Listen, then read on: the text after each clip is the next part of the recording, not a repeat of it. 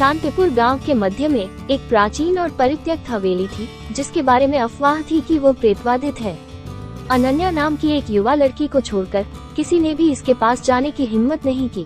एक दिन हवेली के पीछे ऊंचे बगीचे की खोज करते समय अनन्या ने एक छिपे हुए पत्थर के रास्ते को देखा जो एक गुप्त द्वार की ओर जाता था।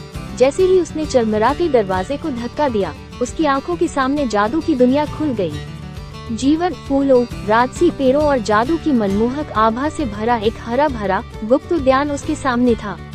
इस छिपे हुए स्वर्ग में कदम रखते ही अनन्या का दिल उत्साह से दौड़ गया। फूलों के बीच उसका सामना मीरा नाम के एक अजीबोगरीब जीव से हुआ, एक छोटी पिक्सी जिसके पंख चमकते थे और एक शरारती मुस्कान थी।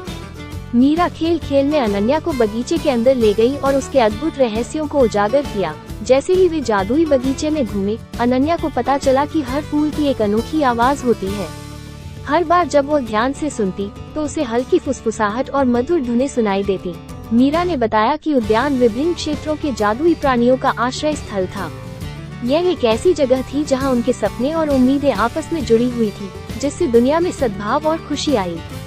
मीरा को अपना मार्गदर्शक बनाकर अनन्या की मुलाकात अर्जुन नाम के एक सौम्य वृक्ष आत्मा से हुई, जिसने प्राचीन वृक्षों के बारे में ज्ञान साझा किया। उन्होंने उसे वनस्पतियों के साथ संवाद करना और प्रकृति की लय को समझना सिखाया। जैसे जैसे दिन हफ्तों में बदलते गए, अनन्या को नियमित रूप से गुप्त उद्यान का दौरा करना पड़ा। उसने जादुई प्राणियों से सीखा और बदले में वे उसकी संगति से प्रसन्न हुए।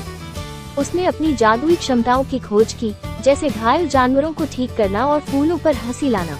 हालांकि उसे ये भी पता चला कि बगीचे को गंभीर खतरे का सामना करना पड़ रहा है। एक काली छाया, जिसे बकशक के नाम से जाना जाता है, बगीचे से अपना जादू खत्म करना चाहती थी और दुनिया में दुख फैलाना चाहती थी।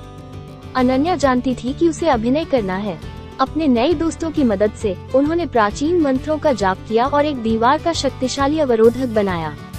भक्षक ने अपनी प्रकाश शक्ति से दीवार को तोड़ने की कोशिश की, लेकिन वह अनन्या द्वारा बनाई गई दीवार को तोड़ने में असफल रहा।